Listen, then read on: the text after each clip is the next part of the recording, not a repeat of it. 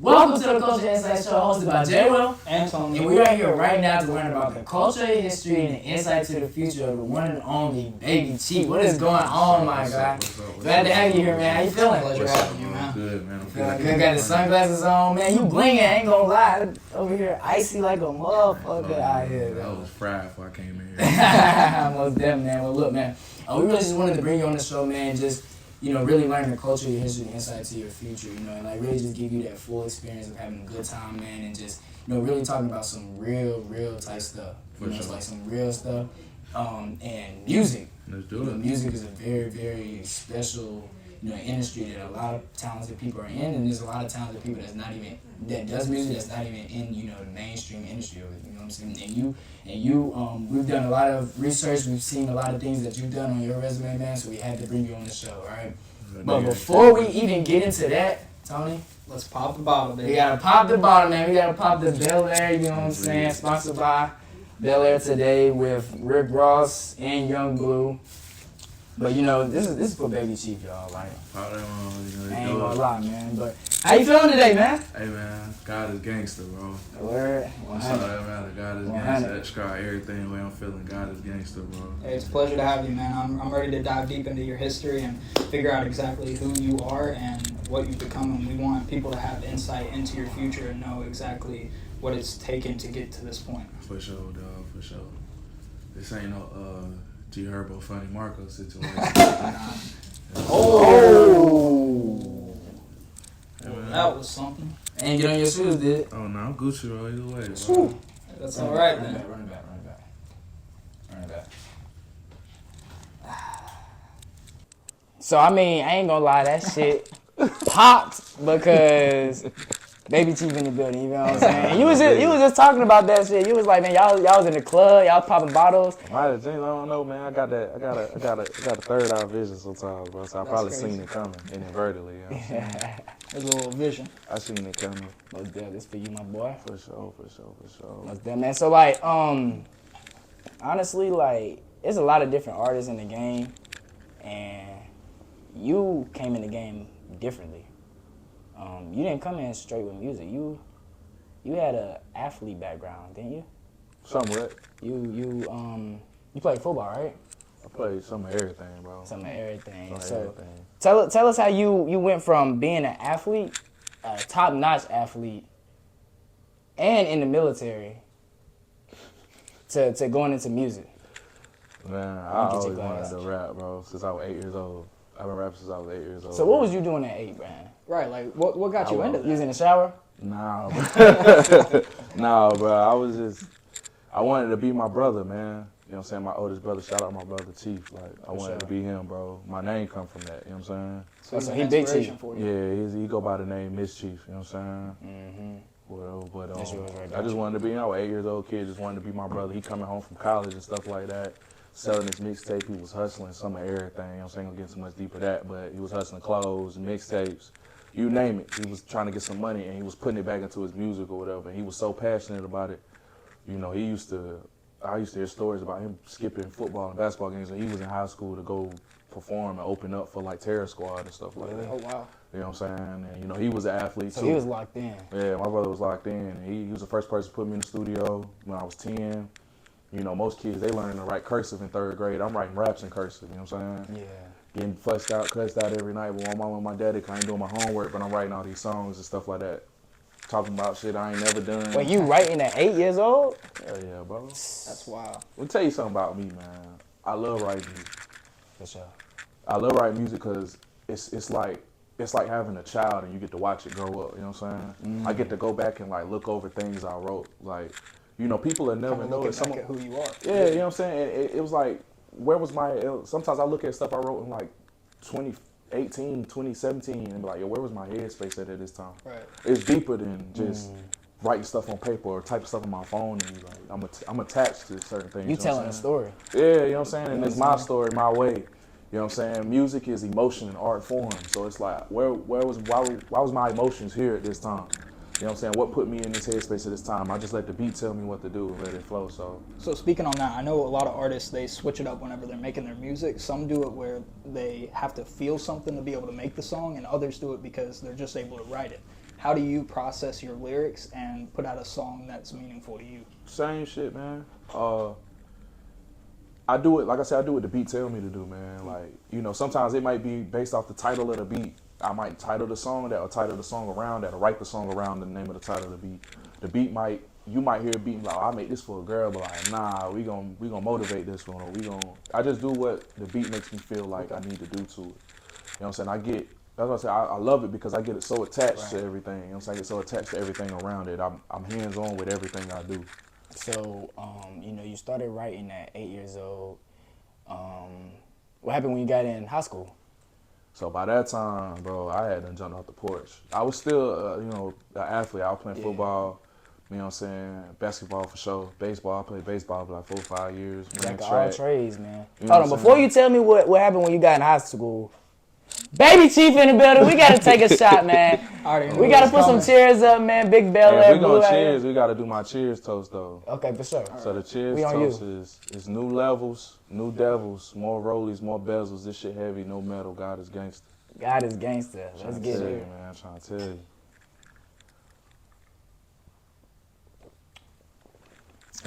So you had jumped. Woo! So you had jumped out. You say you had jumped off the porch right when you got into high school. Yeah, I jumped the porch at 11, dog. It was me and my mama down. I had moved to Florida at that time, so it was just me and my mama down there. And it was just at a point in time where it was like, yo, I was in a situation to where you either eat or get ate. You know what I'm saying? You know what I'm saying? Eat or starve. That's it. Some shit like that. You know what I'm saying? Do what you gotta do to help your mama make ends meet sometimes. You know, a lot of stuff. You know, I don't never proud of everything you do, but I don't never run from and deny. You know what I'm saying? My mama know about me. You feel me? So I don't have to justify nothing to nobody. And she knew why I was outside and off the porch. You know what I'm saying? It was times I ain't come home for a month at a time. You know what I'm saying? I'm 11, 12, 13 years old. Like, but I'm outside getting to it. You know what I mean? Any way I could. And then by the time I went to high school early, so by the time I was like 13, I was walking into high school or whatever. At that time, like, big homies had me battling older niggas. Like, everybody knew I could rap or whatever. Everybody knew I could hoop, I could rap or whatever. You know what I'm saying? I could hoop, but I'm not about to sit here and cap like I was LeBron or some shit. You know, like, I was at his battle rapping time about your shoes dirty as a mud. You feel me? Nah, but I could really rap, bro. You know what I'm saying? About 14 was around the time I realized, like, yo, this is really what you need to do. Like, you love it, you like it, you know what I'm saying? So did you make any actual, like, full recorded songs at that time, or you was just... Hell yeah. Well, at that time, I didn't have no studio, but when I stayed in North Carolina still, like, before I moved to Florida, I had a So you didn't have no studio in Florida? Nah, yeah. When you was in North Carolina, you was recording and when stuff. When I was in North Carolina, my brother, he had just bought a new house, and he had built a studio in his garage or whatever. That was the first studio I had like really been in at 10 years old, bro. He put a bunch of CDs out. This is how long ago it was. Put a bunch of CDs out. It was like, yo, go through the CDs, pick a beat. Yeah. I picked the beat, just blanked on it, you know what I'm saying? And he was just like, okay, you ready? And then from then on. That's what kind of pushed you to do better. I think part of me was just always looking for his approval up until a certain age or to a certain point, you know what I'm saying? Like, I'm man enough to admit that, you know what I'm saying? I love my brother, that's my dog. Like, 100%, man. And I think just part of me just wanted Shout out to Big be Cheef, like, for real. For sure. He, like, a reason why a lot of these rappers be in trouble, because of him. Like, it's because of him. He taught me how to rap with conviction, how to write with conviction, how to really mean what you write. He taught me the difference between how rappers write when they ain't doing shit, how it sound, when they ain't doing the shit they write, and how it sound when they really doing it. It feels different. You know what I'm saying? So he showed you how to... I don't cap in my rap. Yeah, I ain't capping on Nell's song. Ain't none of that. I ain't capping on Nell's song. My manager will tell you, I ain't capping on Nell's song. Whether it's about some women, some gangster shit, some money, whatever, I don't cap on no record about nothing. You know what I'm saying? So you've been featured on Rolling Out. You've been featured on Hip Hop since 1987, and you've been featured on Billboard X and Music Star X. And you know, a lot of the type of things that they said about Baby Cheef is like, you know, rising music artist. You know, is one of a kind. This guy is like, he sampled Nas classic and drops OOCHIE. We're gonna get into OOCHIE, man. Yeah. We're gonna get into OOCHIE for real, because we know that's a hit. He's a rising star in the music industry. Like, you know, it's so many other platforms and, like, you know, different, you know, companies that's showing a lot of love to you, man. Like, how does it feel to see that what you started at 8 years old, you know, the world is actually seeing the talent that you wanted to put out there? Yeah, like I say, God is gangster, man. Like, it's been a process. I used to be one of the most impatient people you ever meet in your life. But this whole process has taught me that what the meaning of patience is a virtue truly means, you know what I'm saying? You know, I'm not even where I want to be at, but I'm not where I could have been, you know what I'm saying? But you're grateful for where you are. Definitely, man. Definitely grateful where I'm at. It's refreshing, yo, because I'm being appreciated for something that I put into the world that makes me feel like and makes me understand that that's what I was put here for. You know what I'm saying? And it's like for somebody to want to write a piece on that and really dig into it and even being here, you know what I'm saying? And really y'all taking interest in whether y'all took the time to come up here with facts and stuff like that, you know what I'm saying? Like that's different. You feel me? It made me feel good to know that, you know, what I'm doing and putting out into the world is being received well. You know what I'm saying? That's how you really get through the door in this industry. You got to touch the people differently. You got to touch people differently than these other. And it got to be genuine. That's a fact. It's got to be genuine. So what's one thing you want people to learn from your lyrics? Like when you say that you want to touch people, like how do you want to do that? Man, one thing I tell people all the time, it's funny because the first time I had ever heard it was on Family Guy, bro. But fucking Stewie had said, whether you think you can or you can't, you're right.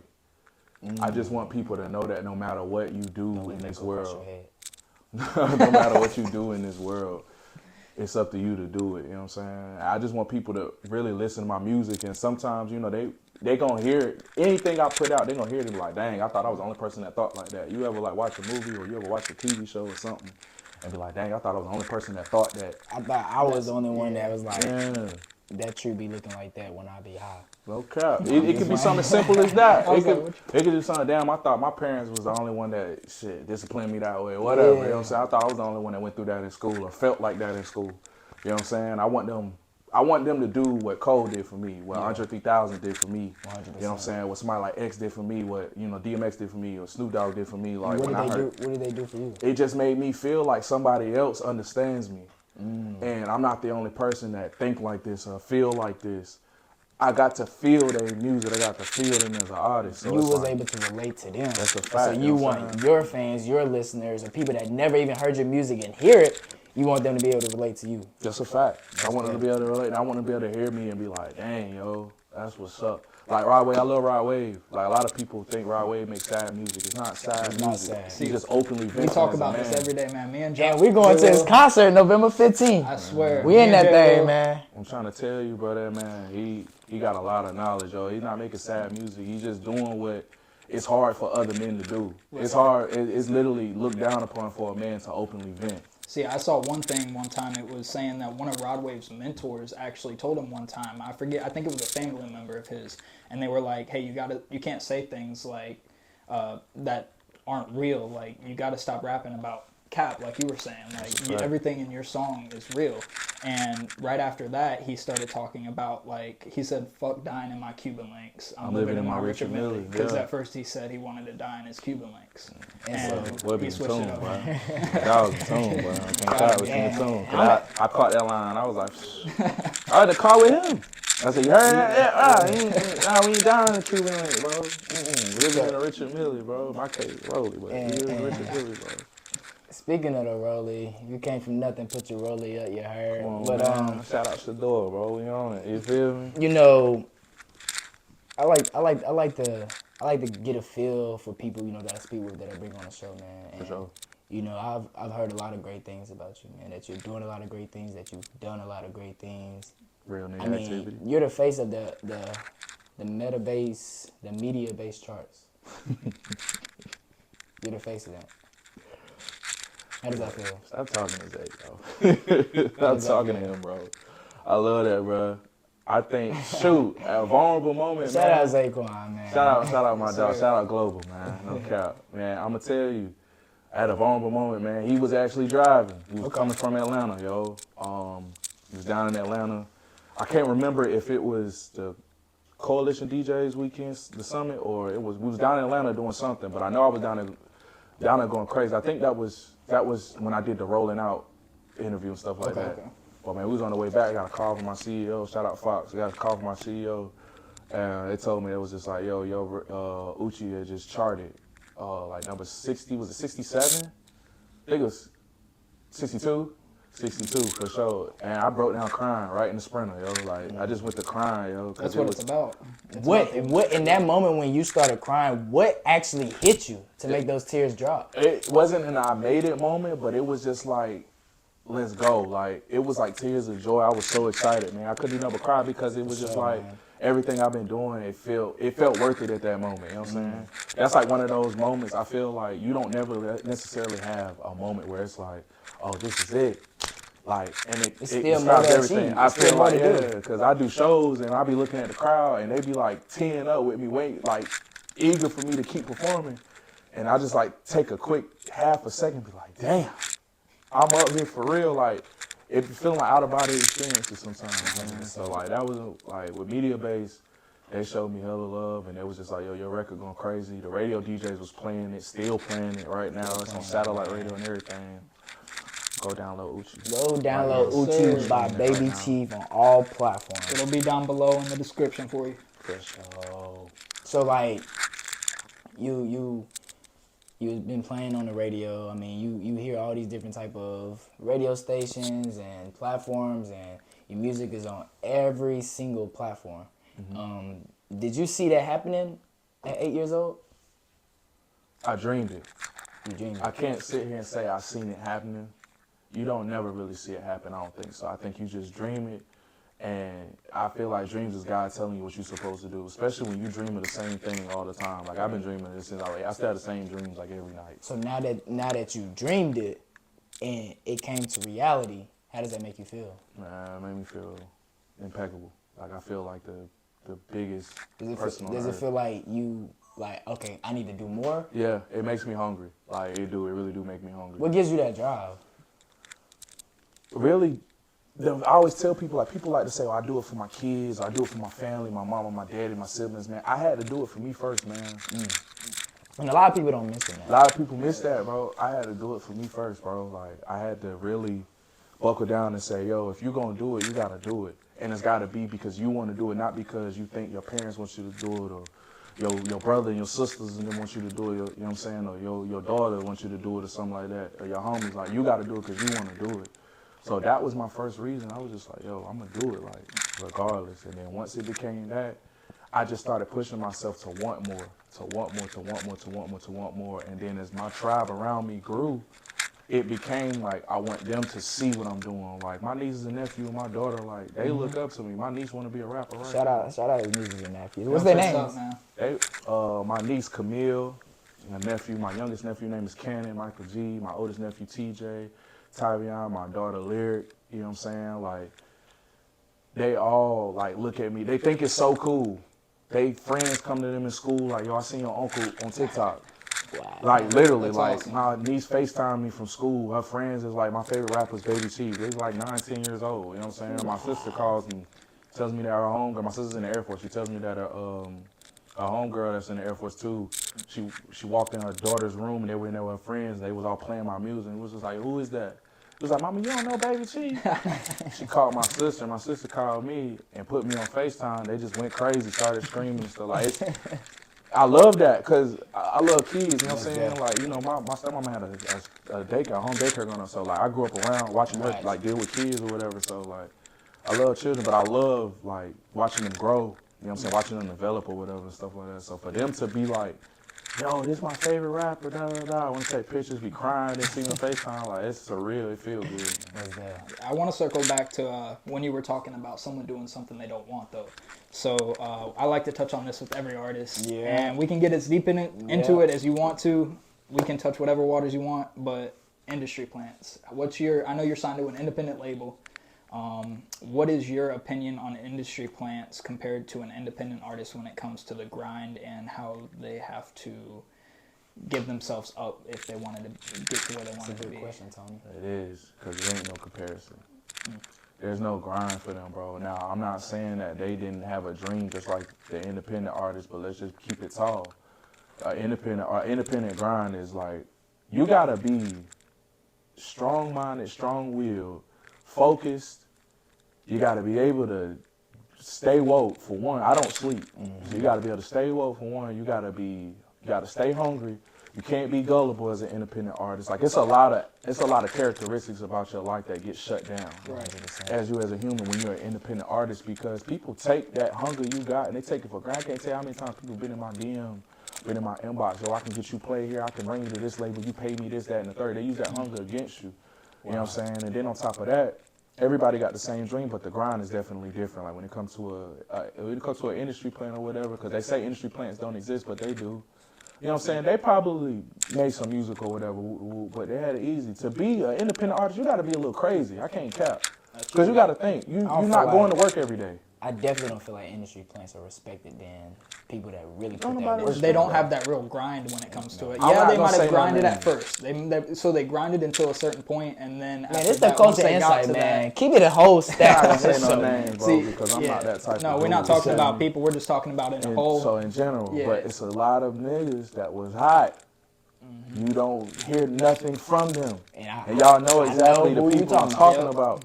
You don't hear nothing from them. I seen one of them the other day posting on their story, they about to go independent. I'm just leave it there. But it's like, you going independent. What happened? You got signed. What happened? You feel me? You don't hear nothing from them. They don't do no shows. They don't be at South by Southwest. They don't be on tours. And if they get on a tour, they probably do one and that's it. Don't nobody know their music. Exactly. You know what I'm saying? They not getting booked nowhere. You know what I'm saying? They don't even get booked in their own cities. They can't drop when they want to. They can't drop when they want. And it's not even that. Even if they can't, because when it comes to labels or whatever, nobody can really drop when they want to except them, Drake and J. Cole and them. You gotta be God tier. That's true, yeah. Top tier and God tier. But so nobody's really gonna be able to drop when they want to. Dropping is all a process, you know what I'm saying? It's strategically. Like Drake might drop on this Friday and your song might be set to come out. They be like, man, you're not dropping today. Right. Nobody dropped today, it's Drake today. Literally. And it be like that. Nobody can drop today. Today is Drake's day. We're gonna try you again in 2 weeks. Can't do it. Youngboy dropping that day. Damn. So we're gonna push your album back probably like a month. That's cool. We're gonna do some more. Like that's how it go. Literally, that's how it go. Like that's actually crazy, yeah. But industry plants, they take chances on industry plants to make quick dollars, yo. They be tax write-offs a lot of the time too. A lot of people don't know that. A lot of industry plants get signed in the fourth quarter around this time. They start popping around this time, November, December. Then around about the first quarter come, they may sign a deal, but it's a quick tax write-off. You know what I'm saying? I don't know the ins and outs. And you know, you don't hear nothing from them no more. You don't hear nothing from them, bro. They go get get some money. bread. We don't need you no more. You see them on Instagram like this, but you don't see them working. You don't see them doing nothing. You don't see them getting booked nowhere. Bro. You don't see them going nowhere, bro. They don't just see the booked at Rolling Loud or nothing. Like a lot of industry players, you don't see them even at Rolling Loud. Rolling Loud booked almost everybody. We could have got. I was supposed to do Rolling Loud this year twice, but we was booked. I was booked. I was on tour. So it's like, it was like, man, I would have left tour to do that though. But everybody can get booked on. It's crazy because it's like a lot of people know it, but they don't want to sit there and actually speak about it. You know what I'm saying? The conversation is not heard of very often. It's real stuff going on about that, man. And honestly, like, we're gonna get back into that later though. But like right now, like you getting ready to go on tour. A lot of people don't know about that. It ain't nothing solidified yet. I'll say that. Okay. But I just got off a tour. Okay. And I'm supposed to be on a tour right now. And now you're on the Culture Insight right now. Speaking of that, we appreciate you taking your time once again out of your busy schedule, man. We know you're doing shows. We know you're trying to stay on that grind and taking the time to speak with us and give insight, man. I mean, you're not sleeping, man. You working. Right. You grinding. That's what I'm saying. If I won't hear right now, I'll probably be in the studio right now, to be honest. I live in the studio, bro. So making another hit. Right. Making another hit, man. Y'all go check out OOCHIE, man, by Baby Cheef for real. OOCHIE, bro, no cap. So like you have music videos that drop, you have albums that drop, you have solos that drop, you got EPs, mixtapes. Like, how do you know when it's time to drop a single, when it's time to drop a single with a music video, or when it's time to drop an album or EP or a mixtape? Well, people gonna really tell you what they're hungry for. Like, if you on the independent grind, you really got more leeway. Okay. You know what I'm saying? Like when it's behind the, when you in them doors, mainstream or whatever, it is more strategic. You can't necessarily drop when you want to. You can always really drop teasers or whatever to see what the people want. But when it comes to independent grind, one of the biggest advice I said, it was just like, don't set no date, just drop it. Just drop it. Just drop it. As far as singles or as far as an album? Whatever. Okay. For real. But if you want to have some type of substance, strategy with what you're doing. Yeah. Of course, drop some singles, drop the videos or whatever. So you could drop them same day, you could drop one after. What I did, I know last year I went on a crazy run. I dropped a song and a video every week for like 2 months straight. So I dropped a song on a Friday, dropped the video to that song the next Friday. New song next Friday, new video for that song next Friday, and so on for like 2 months straight. Is that something that you wanted to do, or was that a tactic that you needed to use? Both. Okay. It was just basically me, like I just got tired of trying to figure out how to do something. So I said, you know what, we just gonna before the summer start, we just gonna turn the end of the spring up, leading into the summer, and went crazy leading into the summer, whatever. And I had a song that had caught traction. I never even dropped a video to it. The song just went viral all over the internet. A song I had called P.D. Pablo. It went viral on TikTok, Instagram, Facebook, everywhere. Like, y'all need to check that one I'm out talking too. about, I think altogether it accumulated like 30 million views across. I think it was 25 million across Facebook. Instagram had 12 million. I think TikTok had 15. How did you feel when you saw those numbers? Like, what was running through your head, man? Let's go. Facebook had 4. Okay, 4 million added to it. Yeah. So that's 29 million over. Yeah. So it was about. But when did this happen? This happened last year. Okay. This kind of led me into the situation I'm in now. Like, and from there, it was literally like a snowball effect. Like, it just kept getting bigger and bigger and bigger. Because I had actually dropped OOCHIE last year, on Labor Day last year. And then I took it down to drop it out under the label I'm signed to. Okay. But it started going up too because of the traction I already had. It was going viral or whatever. Then I had a song that was in a movie that was like the most viewed movie. It was going viral on Twitter. It was most viewed movie on Tubi. The movie was shot in my hometown in New Bern. Shout out New Bern, man. For sure. Full More Films, that's my homegirl, Deja. She shot a movie called Crossover. I had a song called Stop It, Pop It that was in the movie. And so that just kept leading to like, yo, who is Baby Cheef or whatever. So that's when like different blogs and stuff started coming, like writing up those articles about me and stuff like that. And it just continued to go from there.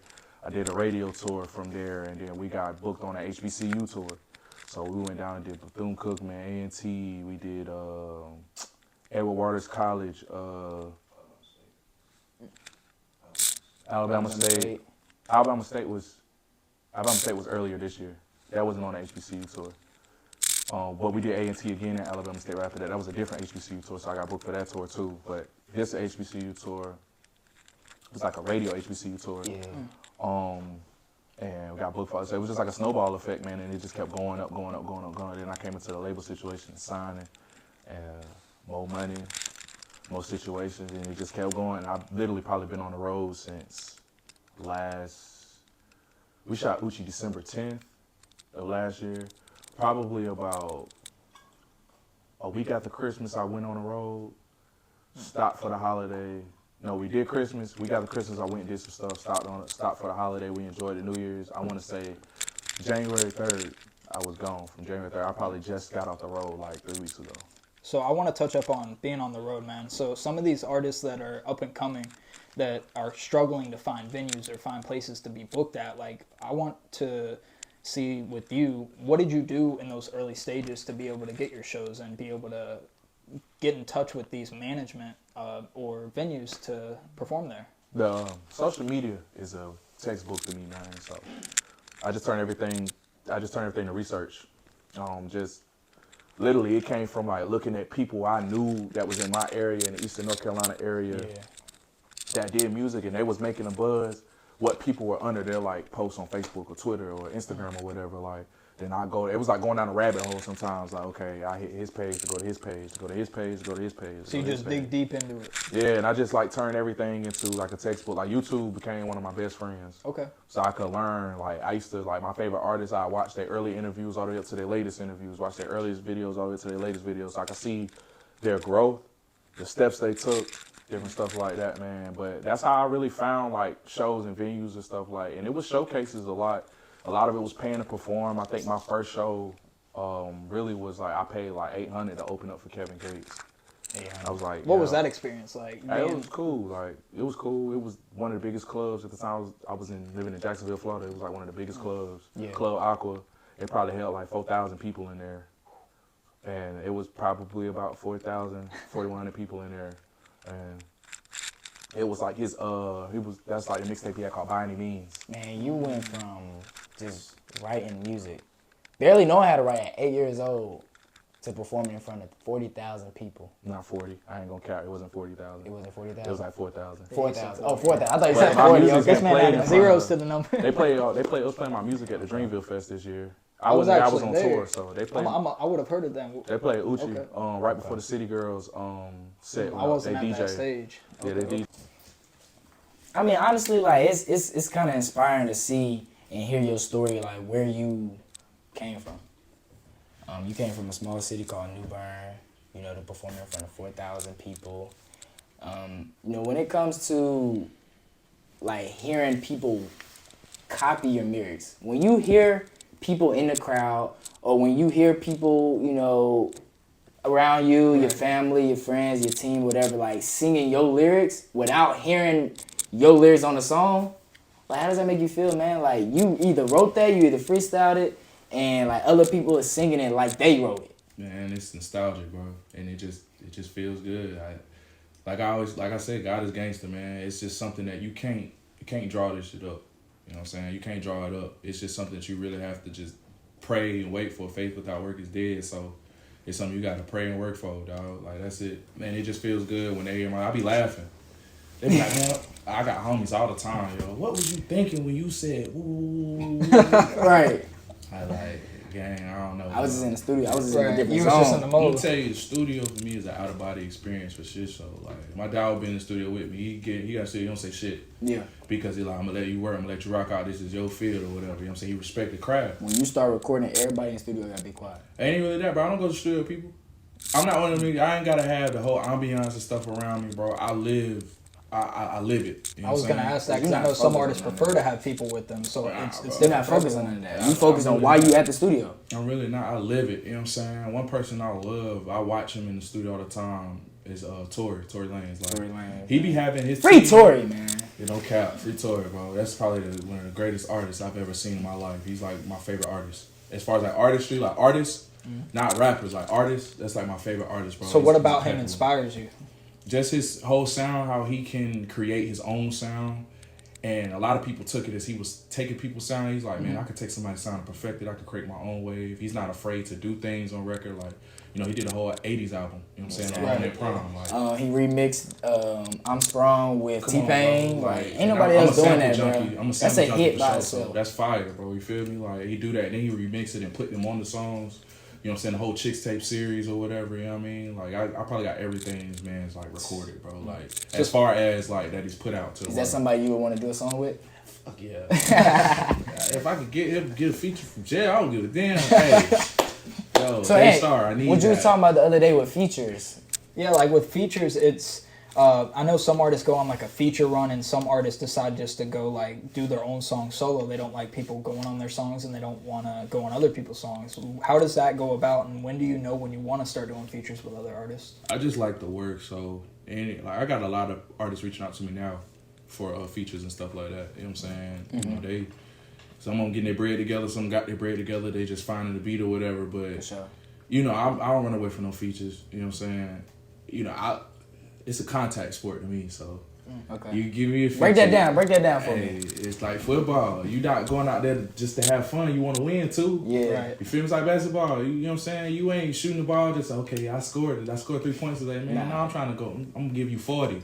100. I'm gonna give you 40. So I'm you gonna giving give it you 40 100% all the time. Every song, bro. I don't have as no song. It's all gas with me, yo. Whether it's my song, your song, his song, her song, whoever's song, it don't matter. Like, I'm gonna give it all I got. I'm gonna put my all into it too, and I'm gonna, cause if you coming to me for it, obviously something about me and what I do with my craft makes you like, yo, I want him on my side. I need him, yo. I need him. So I'm gonna give you what you came to get. You know what I'm saying? I'm gonna give you what you asking for. You know what I'm saying? Just be careful what you're asking for, cause I'll probably leave you on your own shit. I was gonna say, yeah. How do you feel about like? Because I know some artists do come on other artists' songs and murder the beat And like, take over. Has anybody ever came to you afterwards and been like, "Man, why'd you take over so much?" Oh yeah, of course, bro. Of course, bro. Oh, Right, yeah. Drake and J. Cole, man. Oh. No cap. Cole World. He Cole rolled that song, The man. Yachty song. He Cole carried. carries every feature. He All my does. life with Lil Durk, J. Cole. And then when he carried got on it. Smino's album, bro, it was insane. carried. Is that somebody you would want to do a song with? What? Cole World. Cole is probably my favorite rapper, like that's in like the game right now. He's one of the most That's my favorite rapper, lyricist artists out there, bro. Bro, I'll fold his eyes though, but Cole 5. Hey, I love the confidence. I'm a fucking GOAT, bro. I can't Yes, cap. sir. I'm a GOAT, bro. I can't be fucked. That's what it's all about. can't If be you're not stopped. confident, you're No, not going to bro. be able to. Exactly. I can't be fucked with, bro, at all. love it. Like on no accord at all, shit, man. man. Talk your shit for sure. I'm literally like the new LeBron in this bitch. Like Talk your shit, man. I can't. How important is confidence when being a music artist? What the fuck is you doing? Before you ain't confident what you doing, You gonna put clothes on to go outside, or you come in what you wearing? You about to go to the club with your partners. You know what I'm saying? Whatever you on, you know what I'm saying? You go into the club with your partners, you gonna put some shit on, it's like, oh, that's alright. It's mid. Man, hell no. I'm in the mirror like, put it on every time I go outside, you know what I'm saying? And it ain't, you know, confidence is everything when it comes to this shit, because the consumers can hear that. If you don't even believe what you're saying, so we don't believe you neither. You know what I'm saying? Somebody can tell when you don't believe in what's coming out of your mouth. That's a fact, And bro. does that come from you just speaking, or does that come from hearing your voice in the music? Just curating, yo. Like, I'll say I do things when I rap my songs so that it makes people feel a certain way. Like, I don't just get up there and say blah, blah, blah, blah, blah, blah, blah, blah, blah, blah. Like, I might get into blah, blah, blah, blah. Like, it's to catch you off guard, you know what I'm saying? And it ain't even really mumble rap. It's just like some rappers can really rap. They just don't rap with, like, no charisma, no conviction. So that's what I do. I do it to make you feel it. I do it to surprise you. It's kind of like watching a good, every song, I want every song to be like watching a good movie. Right. You know what I'm saying? You don't know what's about to happen next. Damn, that hook came in like that. Damn, I like the way he flipped that bar like that. Damn, I like the way he kind of said it at the end. I like the way he said that ad-lib. Like, it's a good movie. It's got you on the edge of your seat every time, and it's going to make you want to watch the sequel to the movie, which is, i.e. for me, the next song or the next album or the next video. You know what I'm saying? Right. I get cinematic in songs. I was going to say, I want to circle back to Rod Wave real quick. So he had a song on his most recent album called Rap Beef. I want to touch up on that. And what is your opinion when it comes to the industry and how the beef is within it and how artists go at each other? I don't know what that is, bro. 100. And that's the same thing I Rod know Wave. that shit Exactly. He said he don't want to beef with there's rappers. no point. He came in here to get these millions. Bro, I don't even know what that is, gang. I ain't never beefed with a nigga in my life. Rap or street shit, I don't know what that is, bro. You feel me? Right. That shit not real, bro. For one, I've always, except for when I lived in Jacksonville, Florida, I've always lived in a small town. If I had a real issue with you, yo, it was never no beef. I'm gonna see you. You know what I'm saying? If anybody ever had a real issue with me, it was the same thing. Whether it's rap beef, street beef, sibling rivalry, whatever. It don't matter. I really don't know what beef is, bro. Like when I became an adult, I realized like that shit is not real. That shit is all smoke and mirrors, bro. You know what I'm saying? And what's your opinion on those that are actually acting on it? Like, no names, but like, you know, there's A, B, and C that just continue to like stay in the media with just the beef and. You know that shit propaganda, gang. That's smoke and That's mirrors. Marketing? That's all it is. It's that smoke and marketing? mirrors. I was gonna ask that later on too, because I know they literally conspire beforehand and talk about it, but then some of it is genuine beef. So sometimes you never know if it is that propaganda, and how are you able to like get behind that and know what is real and what's not? You got all the money in the world and you can't tap in with Cuz. Like you got an issue with Cuz. I got an issue with you. You got an issue with me. Right. I'm talking back and forth on record. Right. But we got all this money. We got all this bread. Right. I can't get up with you. You can't get up with me. We can't speak face to face. No, bro, we can't tap in. Like I be seeing a couple rappers, you know what I'm saying? They be like, yo, shoot, let's just punch on each other real quick, get in a boxing ring. Or couple niggas be like, yo, let's go to the backyard, squabble it out, and get it out the way or whatever. But to me, nothing's ever really that heavy. I don't never let nobody get me out of my bag that much. You know what I'm saying? And if they do, it's whatever. 100%. You know what I'm saying? But nobody can't know. Only person who could get me in that bag or get me out of carry like that is me. Right. You know One thing I've learned about you, man, you've got a lot of positivity to you. So I feel like that definitely plays a part into your music. How would you say that has played a role into how you've been able to have the right mindset when you're in the studio or on that stage? Man, it just keeps me focused. It keeps me upbeat.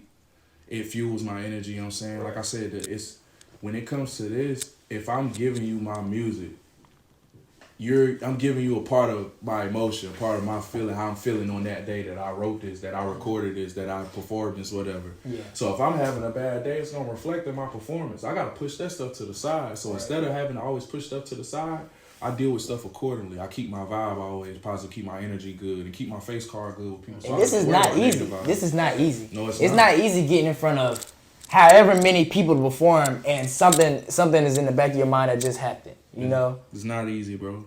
So do you have any nerves still when it comes to going up on that stage in front of those crowds?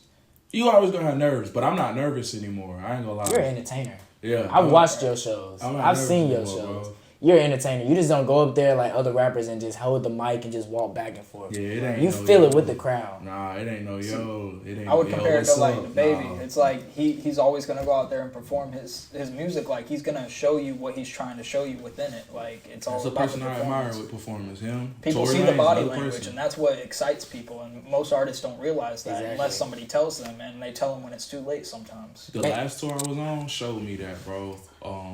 Cause it was a tour, you know, so was Soulja Boy, but it was opening acts on it. You know what I'm saying? So with the opening acts, it was like, you know, they were nervous because you gotta think you going on a show where don't nobody know you. Right. They only there to see one person. They're waiting for them to come out. Yeah, unless you got a crowd of people that came with you or whatever, or that you told was coming, they fuck with you or whatever. They don't know you. Right. So it's like you gotta go out there and perform for a crowd of people that don't know you. So the only thing you got to give them is energy. That's the only thing you got to give them. So that showed me, I watched artists go up there and die on stage. Like, they just up there and the crowd just looking at them. Crowd just looking at them. The song hard. Like, what are you doing? The song hard as a mug. But if you can't perform it, it don't matter. You know what I'm saying? When it come to concerts and shows and shit. So, song be hard, but you got to be able to perform it. And, like, I watch artists, like, literally die back and forth on stage or whatever. Then I come up there, literally, like, we witnessed it. People in the crowd just like, oh, my God, who is this?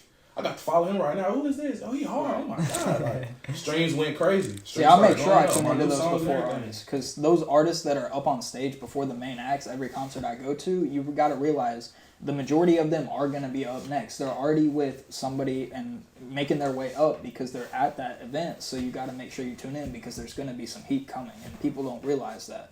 And, you know, you have a genre of music that you create that's like, it's called Getty Geechy. I remember reading up on that. Now, before we get into that, we're gonna get into that before the end of the show. But I mean, you go on tours. You're in the studio. You're writing. You're doing interviews. You're traveling. You gotta be booked here. You're booked here. You gotta do a song with this artist. This artist gotta do a song with you there. You got family time. You gotta hang out with your daughter. You gotta travel again. Like time management. Like, you're here right now. If you wasn't here, you'd have been in the studio. Yeah. Like, how are you able to manage your time to make sure you get everything done to be the best that you want to be? It's something that I'm still learning how to do. I'm not about to sit here and count like I perfected it because a lot of this stuff that's coming at me now is new to me. And we do know that a team could help you as well, having that right team with you. For sure. And I got some people around me that's definitely helping me with that. For the first time, really, in my career since I've been rapping, I'm able to like I say sort of because it's always something I gotta do, but sit back and be the artist. Like, be able to, hey, yo, look, get a call, hey, yo, you got a interview on this podcast tonight, this the platform, woo, all right, bet. Or, yo, you got studio time tonight, whatever, woo, then driver gonna pick you up.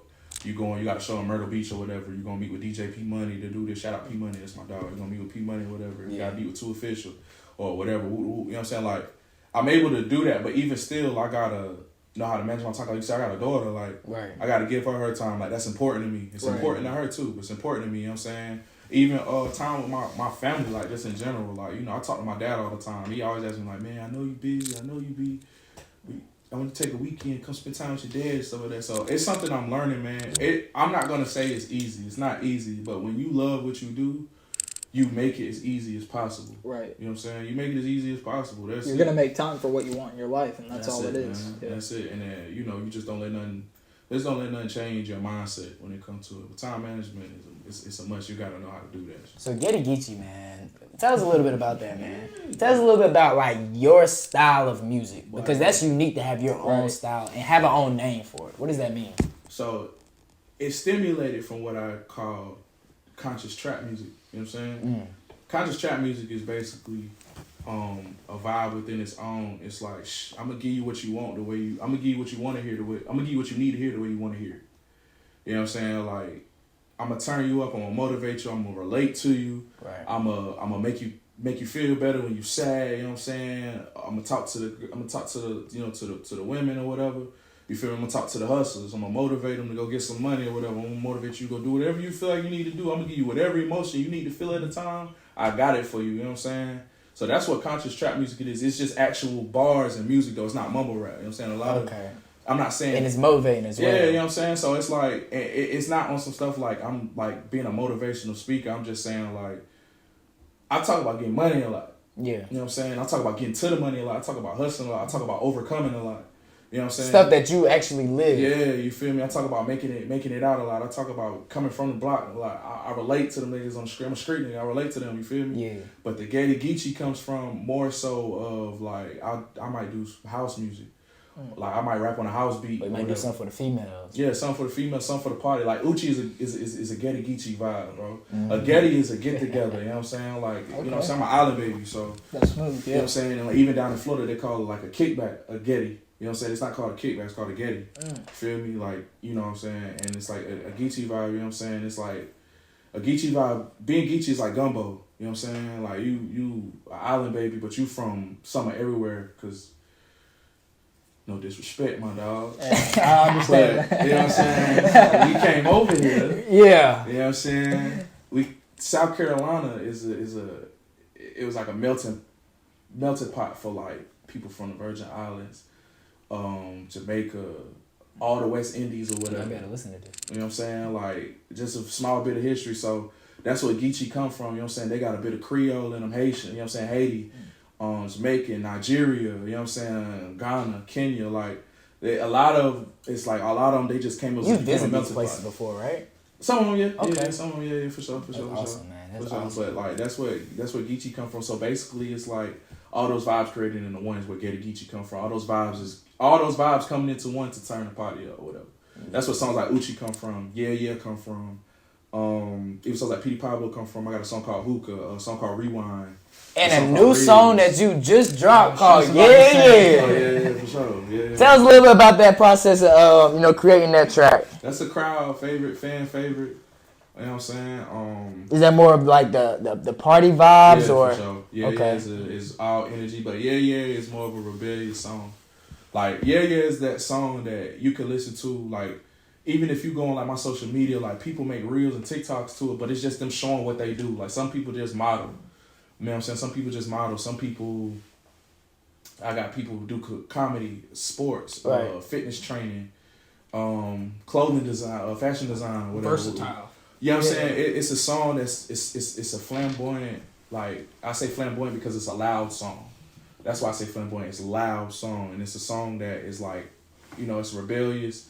It's very energizing or whatever, and it's also fun, but it's also just based on telling you to be you. Fuck the system. You know what I'm saying? Fuck what everybody else gotta say. You know what I'm saying? Yourself. Do you? You know what I'm saying? Be who you are. You know what I'm saying? You a player, be the biggest P you could be. Right. You know what I'm saying? You a ball player, be the best hooper you could be. You just design be yourself clothes, overall. put that shit on. You know Are we gonna get a music video for it? Yeah, it's in the works. We need it. We need it, man. We need it. I'm trying to actually, man. I ain't gonna count. I'm trying to shoot it this coming Sunday.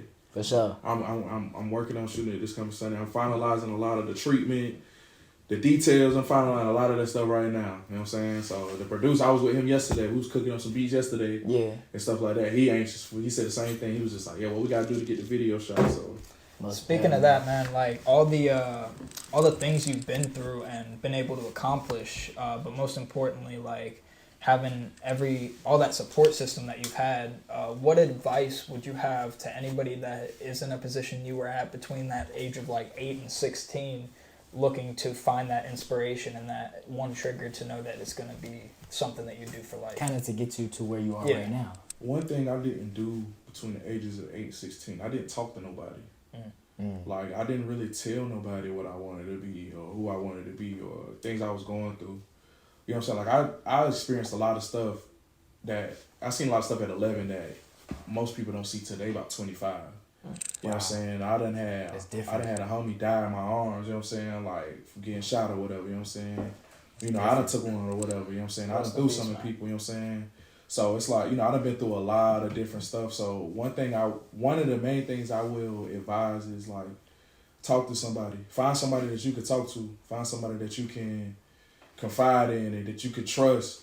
That's gonna tell you the real. That's not gonna lead you astray. I had a lot of like big homies. I still love them to this day, but they led me the wrong way. Right. Like they pushed back my feelings. Like telling man, you know, boys don't do that. You know what I'm saying? Like men don't do that. You want to be a man, right? I'm 11. You feel me? I'm 11. I'm still trying to hoop, rap, trying to figure out you just having fun what kind of girl. I know I like girls, what kind of girls I like. You know what I'm saying? Shoot, I'm liking some of everything at this point. I got big hands, I smile to you. Like, You know what I'm saying? So I'm still trying to figure a lot of that stuff out. And, you know, my dad was in my life, but at the time, at that specific time, and some of those specific ages, I was staying, it was just me and my mama. So it was just like, you know, I didn't know how to go to my mama and ask her about man things, you know what I'm saying? Mm-hmm. And I had big homies that was outside, but, you know, they leave me to, you know what I'm saying, do this, do that, and the third. Yeah. So it's like, that's one of the best things I could say. And then, you know, if you got a dream at that age, really build on it, protect it, manifest it, you know what I'm saying? And enjoy the process of learning it as you grow older. See, the process is what it's all about. People want to get to the point, but they don't realize that it's going to be a struggle or it's going to be a process no matter what. Patience is a virtue, dog. And you just got to, like I said, enjoy the process, especially as a kid going into an adult. I had to learn how to enjoy the process while learning how to be patient. Hardest thing I've ever had to do. But if I feel like if I had somebody that I could actually talk to at them ages or whatever, I probably would have been way large. This would have been way larger by now because I would have understood more. I wouldn't have had as many questions as I got. You know what I'm saying? There's a lot of things that go into it just in recording in the studio. For sure, man. When it comes down to music, it's a lot more that go into that. You know what I'm saying? Right. And then I had to learn on my own at an early age. I mean, not an early age, but at a young age. I became a man so too early. If I'm ever blessed with a song, I never want him to go through that.